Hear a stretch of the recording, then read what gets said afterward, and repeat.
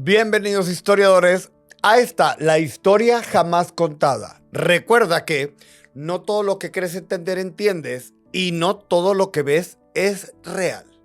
Hola, soy Félix Pérez. Este es mi primer capítulo de la historia jamás contada, donde vamos a ver lo que los libros no nos cuentan, pero no porque esté oculto quiere decir que no sea real, ¿ok?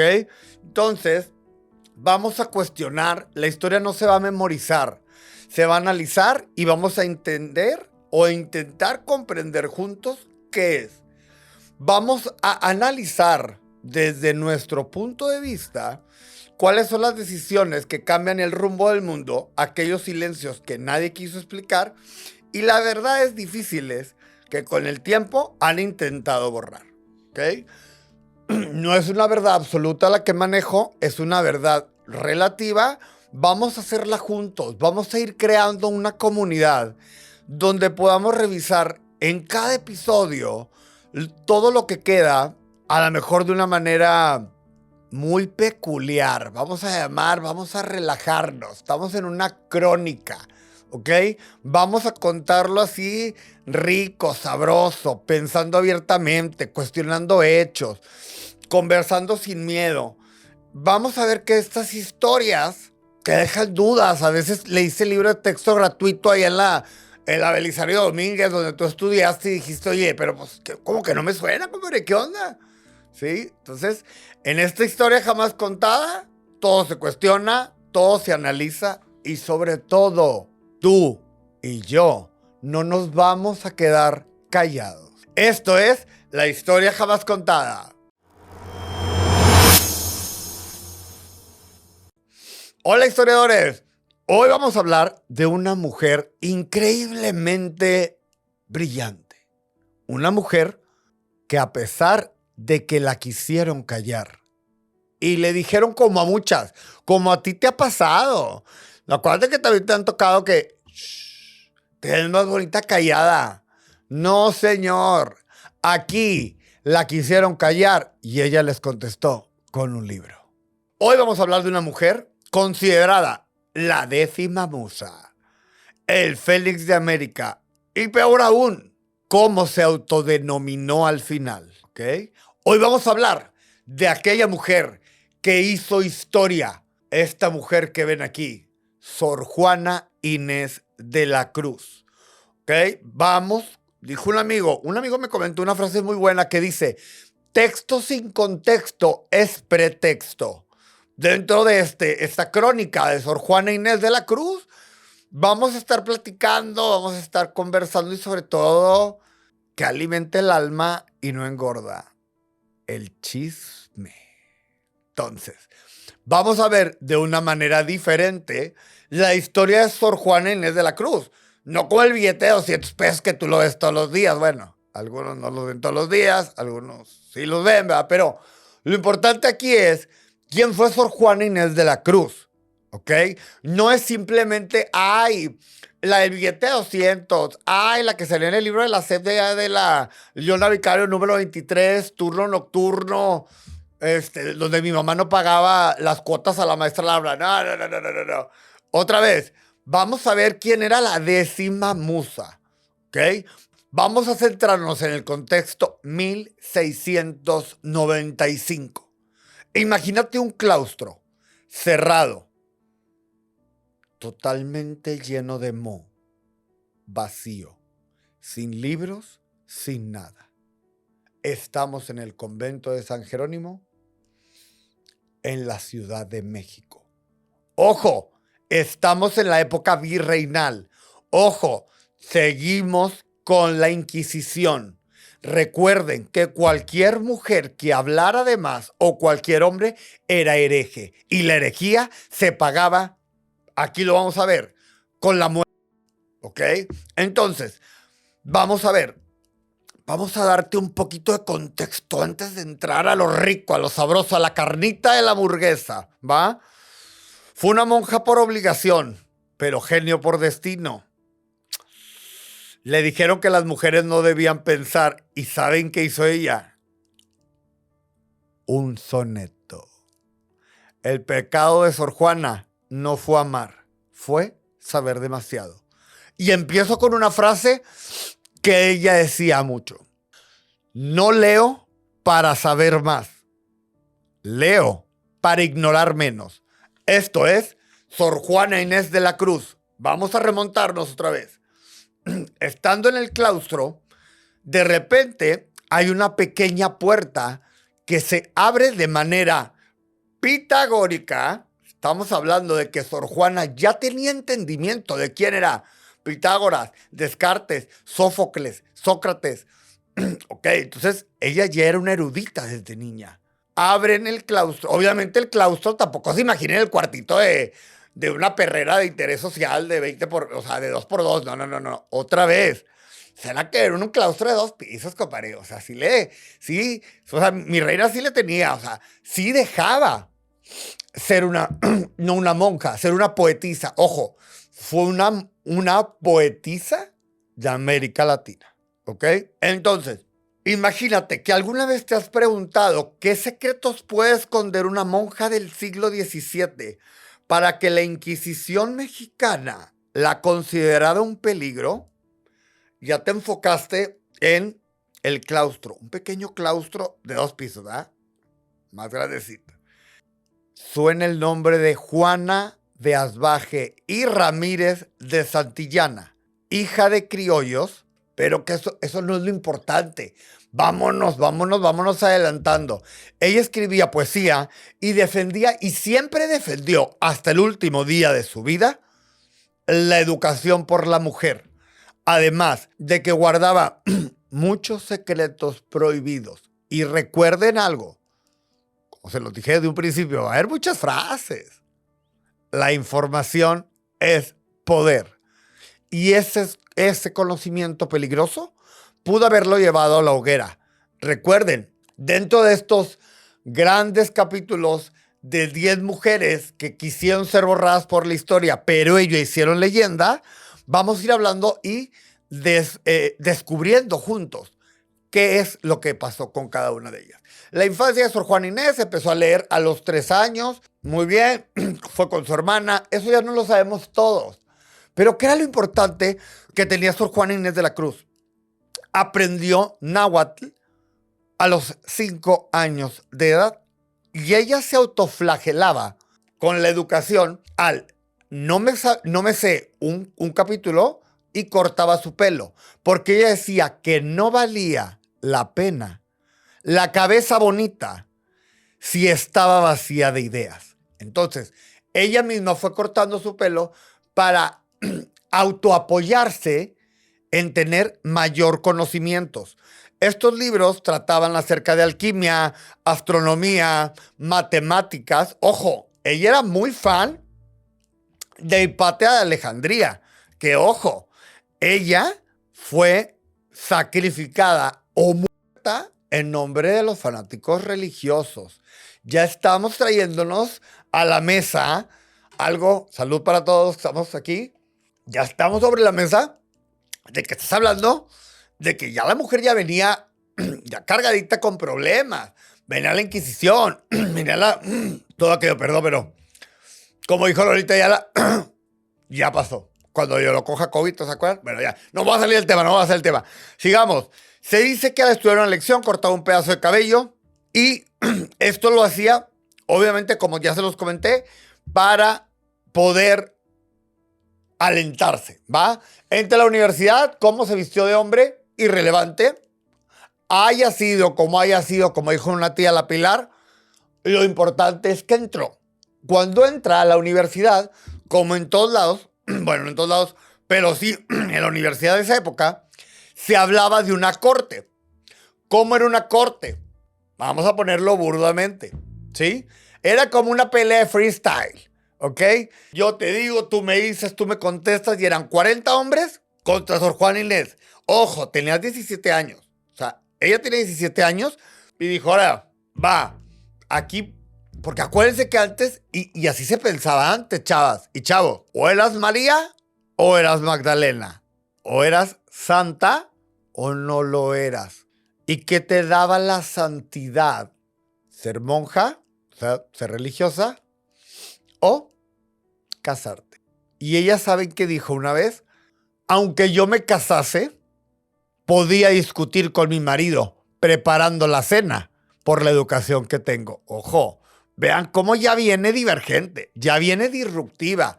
Ella tenía hambre de conocimiento. ¿Y cuál era la única alternativa? Irnos de religiosa. Entonces, el sacerdote Núñez de Miranda la arropa y le dijo, ¿y sabes qué, comadre?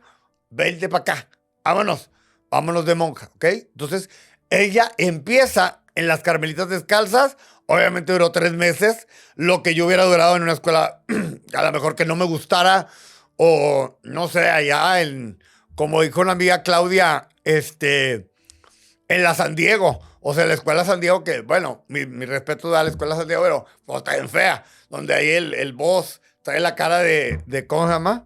De reno, y pues no está bonita, ¿verdad? Entonces, imagínense eso, bueno, ya saben, así soy de ocurrente, así se me va a ir ocurriendo, pero aquí no estamos, aquí seguimos, ¿ok? Entonces, ¿qué pasa? Dice las Carmelitas, adiós. O sea, no me encantó, ¿va? Entonces se va al convento de San Jerónimo, donde comencé contándoles la historia. ¿Quién es San Jerónimo? San Jerónimo es el santo de los intérpretes, de los traductores. ¿Nos conviene? Ella siempre fue muy inteligente. Y ahí me quedo. Hizo una biblioteca de más de 4,000 libros. Imagínense, más o menos aquí vamos a ver la imagen, donde tenía demasiados libros, pero ella tenía ansia. Ella quería conocer más. Ella empezó a rozarse con la aristocracia de la Nueva España, ¿ok? Estamos de acuerdo que seguimos en la época del virreinato, ¿sí? No se nos olvide que es el virreinato, simplemente el virrey es la autoridad del rey en la Nueva España. La duración era de 3 años, ¿ok? Entonces, llega Juana Inés, empieza a escribir, tac, tac, tac. Ojo, no era una monja pobre, ¿eh? O sea, que se nos quede claro que no era la monja pobre. No era la, ay, pobrecita, no. Ojo, rey. Vendía el soneto, redondillas, décimas. Le pagaba la iglesia, le pagaba el gobierno, o sea, la corona española. Y de ahí se iba haciendo instrumentos musicales, iba haciendo sus propias cosas. Ojo, el claustro en San Jerónimo tampoco era prohibitivo, ¿va? Entonces, ¿ella qué empieza a hacer? Ella empieza a escribir y se empieza a hacer aliados. ¿Quiénes son sus aliados? La marquesa de Mancera, la primera, ¿ok? Que le llama mi dama de honor. Ella la conocía como mi estimada. Me choca, y esto se lo digo a título personal, que encasillemos a alguien por algo más de amor. No lo voy a hablar, no lo voy a tratar aquí. No es un podcast, soy Félix Pérez. Esto es un podcast donde vamos a empezar a desmembrar la historia. No te voy a contar lo que te cuentan los demás podcasts.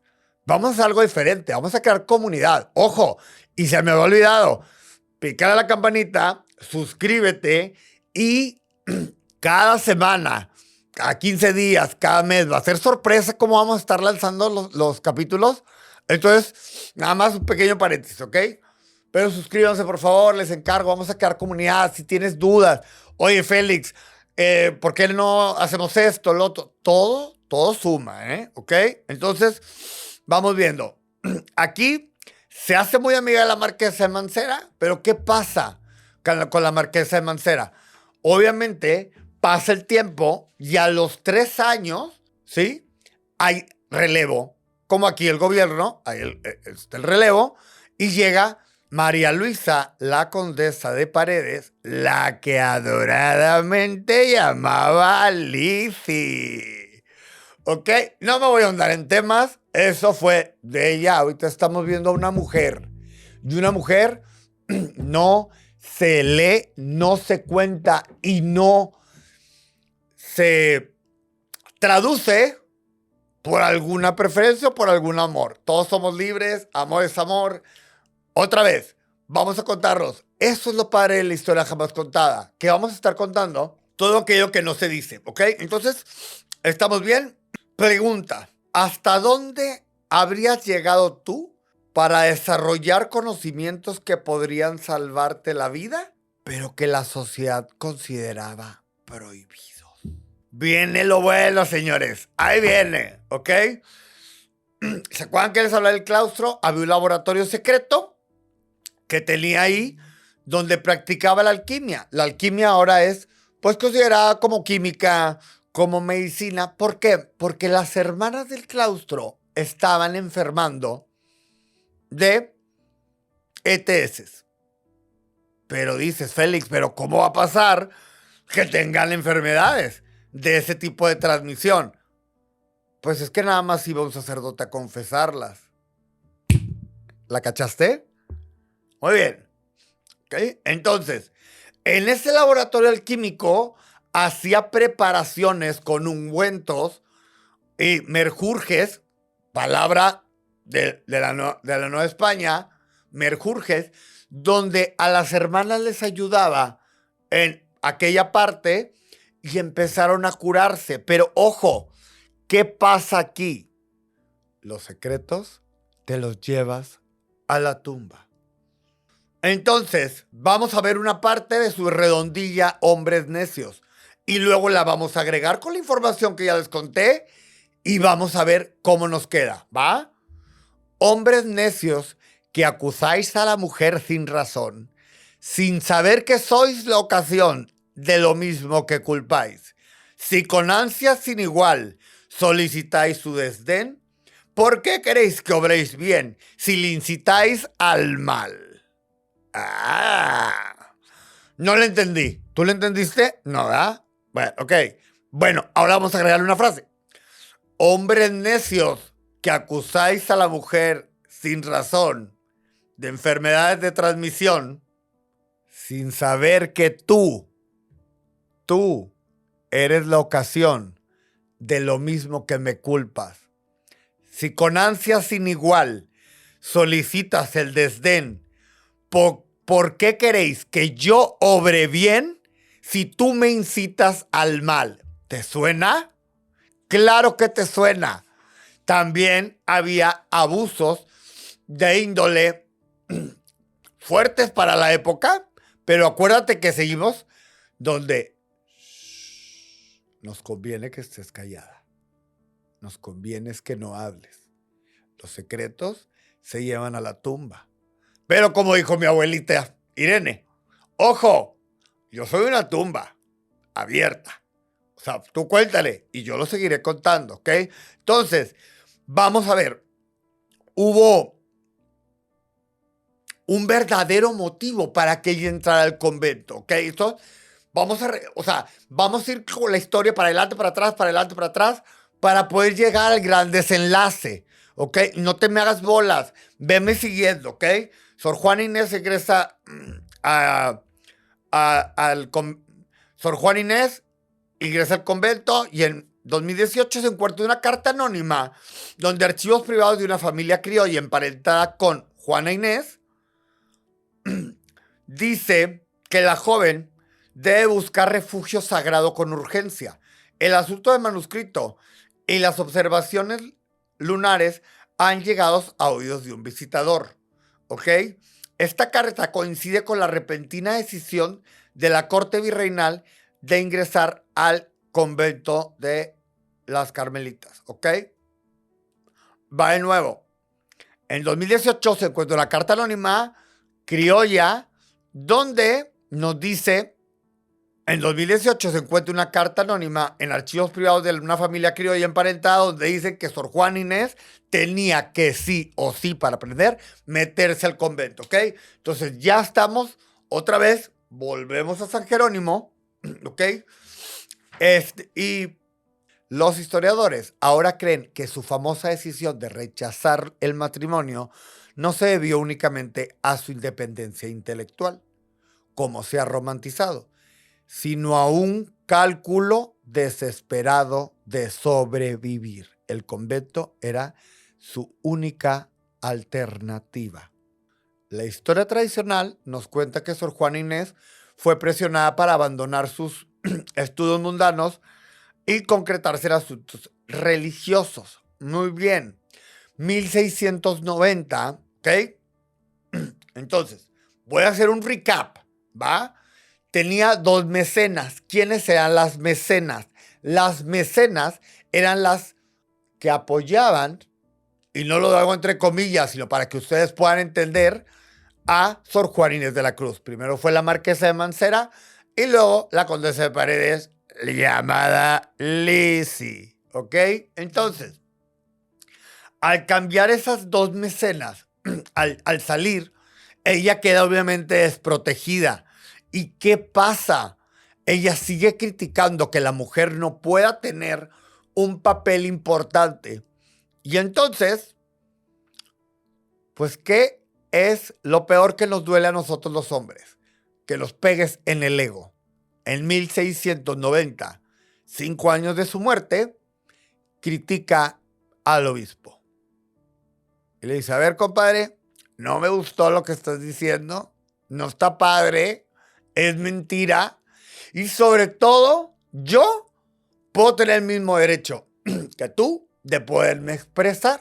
Entonces, este compadre escribe la carta de Sor Filotea de la Cruz. Me suena, ¿no? Bueno, a resumidas cuentas, vamos a suponer que soy yo y lo voy a decir, ¿no? Deja el libro, Sor Juana Inés de la Cruz, y ponte a rezar. Sé que parezco otra cosa, pero es la única voz que me sale, ¿no? Entonces, le dice, deja el libro y ponte a rezar, hija mía. Entonces, tomando esto en cuenta, el arzobispo Aguilar y Cejas dice, ¿sabes qué? Me voy a hacer pasar por mujer y le voy a decir que yo como mujer debe de ponerse a rezar y debe dejar todo esto, ¿ok? Entonces, ella empieza a escribirse con todas las hijas de Hipatia, que eran las que vivían tanto en Colombia, que la Nueva Canarias, la Nueva España y España, se empiezan a escribir en latín, ¿ok? Pero recuerden que había una frase. Había una frase en la Nueva España que está increíble. Ahí está. Mujer que habla latín, sin marido y sin buen fin. Y creo que esto ya se está tornando a que esto no va a tener un buen fin. Acuérdate que ya se nos fueron las dos mecenas. O sea, Sor Juana se quedó, literal, sin quien le ayudara. Muy bien. Entonces, vámonos ahora sí a la persecución y tortura psicológica que vivió Sor Juana Inés de la Cruz. ¿Ok?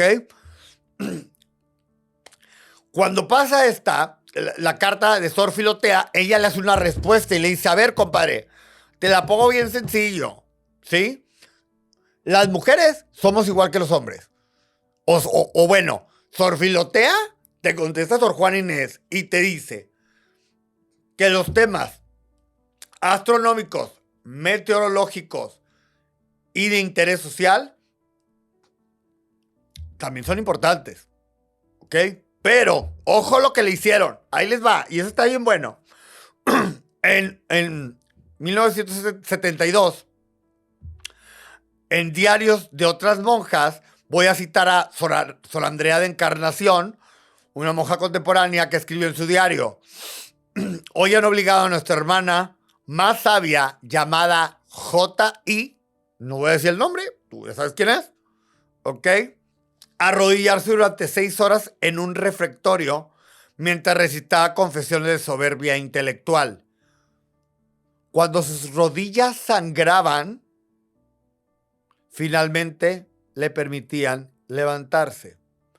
Otro testimonio describe que por orden del arzobispo antes mencionado, Aguilar y Ceja, conocido por ser un misógino extremo, implementó un sistema de vigilancias donde las monjas deberían de reportar cualquier movimiento. Ojo, para esto ya le habían quitado el claustro de 2 pisos, hicieron que vendiera sus libros, sus instrumentos musicales y obviamente para esta fecha ella ya estaba en un cuarto de uno por uno. Imagínate ser el Fénix de América y estar restregando pisos al día siguiente. Ojo, no está mal restregar pisos.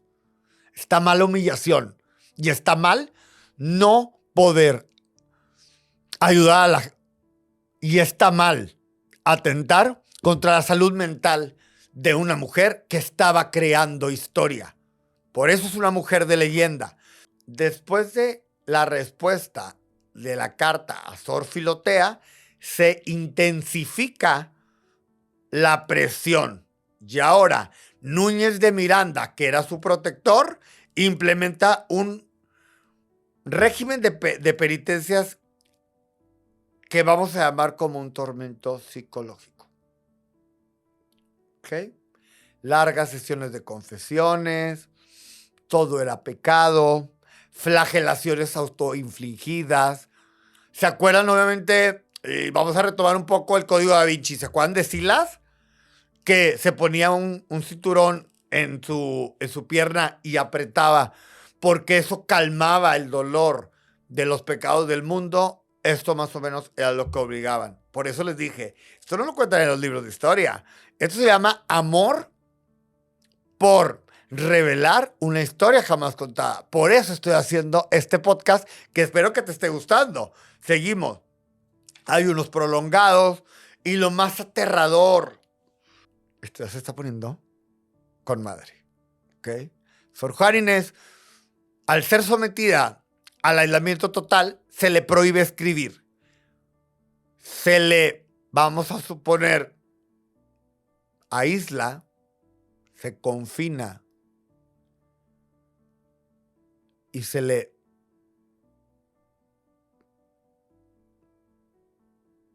le pone en una ermita. Por eso era ermitaña. De ahí viene la palabra ermitaña. Ojo, no todo es chisme. También vamos a aprender mucho. Se le asignaron las tareas más degradantes del convento para quebrar su espíritu. Y pues la verdad, ¿qué pasa? La hermana Sor Juana por fin es doblegada. Ya no habla de estrellas, no habla de números, días de oración. El silencio fue reemplazado por una peligrosa elocuencia. ¿Alguna vez has sentido que intentan apagar tu luz porque brilla demasiado quienes viven en la oscuridad? Esta campaña de tortura psicológica explica el misterio silencioso que vivió Sor Juana Inés en sus últimos años. Ahora, vamos a ver las circunstancias de la muerte de Sor Juana Inés.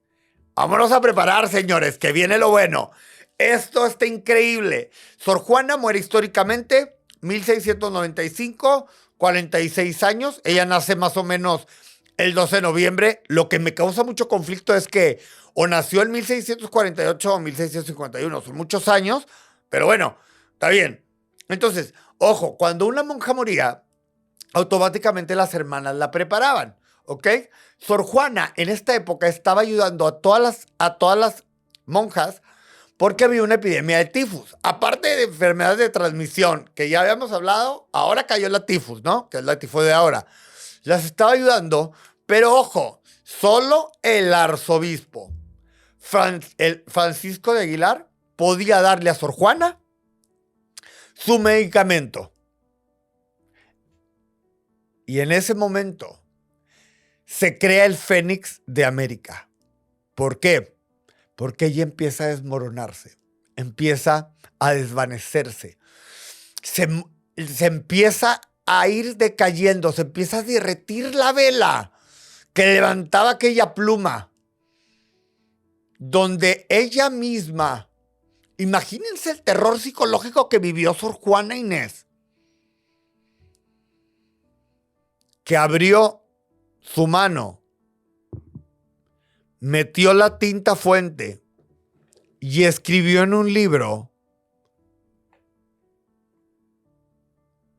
soy la peor del mundo. Imagínense el terror psicológico que vivió ella para considerarse la peor del mundo. Aquí lo vemos en la imagen. Ojo, Cabe recalcar, ella no estaba bien. Ella muere y automáticamente el arzobispo Francisco Aguilar agarra el cuerpo y lo tira a la fosa común. ¿Creen ustedes que eso realmente es lo que merecía una monja, una mujer que antes de ser religiosa levantó la mano por todas aquellas mujeres que no pudieron hacerlo y murieron en la hoguera? Para no parecer hereje, ella afirma como la peor de todas y muere con el más misógino de todos los arzobispos, Francisco de Aguilar. En 1978, durante la exhumación de algunos cuerpos, pues se encuentran un cadáver, vamos a ver los huesos que identificaron perteneciente a una mujer entre 40 y 50, se cree, pero viene lo bueno, señores, ahí viene, chismecito caliente, viene lo bueno. Se encuentra ese cuerpo, al exhumarlo y hacer los análisis químicos, revelaron que la supuesta medicina de la tifus que le daba el arzobispo, pues no era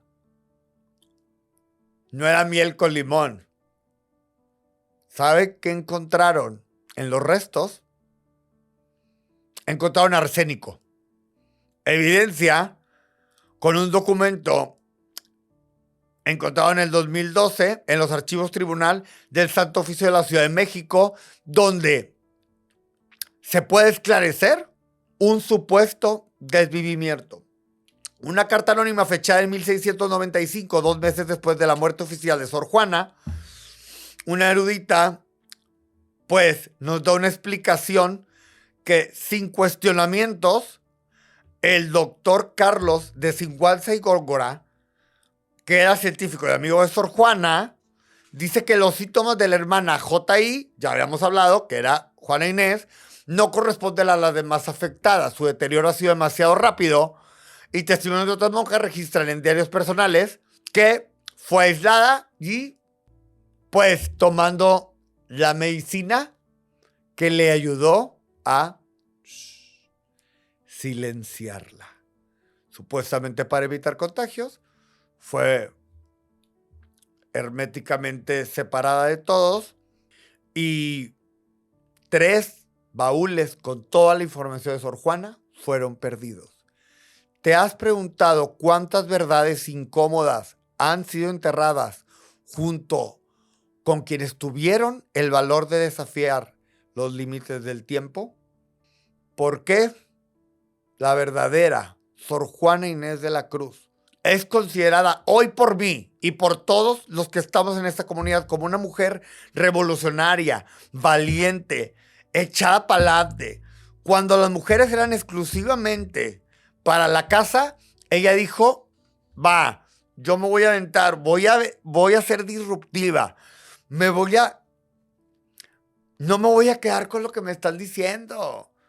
Yo quiero salir adelante y voy a ser una mujer luchona, empoderada. Ojo, también estamos en el siglo XVII, no podíamos tener mucho. Entonces, ¿qué es lo bueno? Y para darle un término, gracias a todos los que se quedaron al final, ¿sí? Sor Juana Inés, la del billete de 200, tuvo este trágico final, donde ahorita salvaguardamos siempre a nuestros hijos y a los niños, desde muy pequeños, a cuidar la salud mental. Y a ella la silenciaron definitivamente. Su historia es un testimonio de la resistencia humana frente a la opresión. Incluso cuando estaba en su contra, Sor Juana Inés encontró formas de perseverar y transmitir el conocimiento, creando redes de apoyo y desarrollando sistemas de comunicación para evadir la censura. Al conocer esta verdad de Sor Juana Inés, no solo honro y honramos su memoria, sino que mantenemos vivo el espíritu de la resistencia intelectual que ella encarnó. En un mundo que nos enfrentamos a nuevas formas de censura y control del conocimiento, su ejemplo nos recuerda que siempre hay que levantar la mano, la importancia de cuestionar, investigar, buscar la brevedad. Señores, señoras, señoritas, y va para todos. No puedes vivir en automático, comadre, compadre.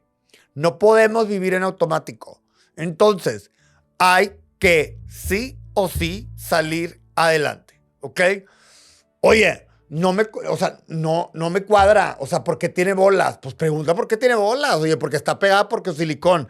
Ah, bueno, ¿ok? Pero nunca vayas a hacerte o a dejar considerarte como la peor del mundo cuando no lo eres. Y en este canal hicimos un recorrido por los secretos prohibidos de Sor Juana Inés de la Cruz. No olvides suscribirte. Aquí te voy a dejar mis redes sociales a este canal y descubre las verdades ocultas sobre figuras históricas que creías conocer. Comparte el video, ayúdame, dale manita arriba, dale manita abajo, deja tus comentarios, suscríbete para ir haciendo comunidad, ir creando, ir honrando juntos estas 10 mujeres que no vamos a dejar que se callen y vamos a honrar su leyenda. A veces, las mentes más brillantes son aquellas que la historia oficial ha intentado apagar. Dime en los comentarios, ponlos aquí abajo, qué otras figuras esconden secretos que merecen ser revelados. Hasta la próxima, donde seguiremos desentrañando los misterios del tiempo que no haga borrar. Esto fue La Historia Jamás Contada y te espero en tu próximo capítulo con algo súper increíble. ¡Yeah!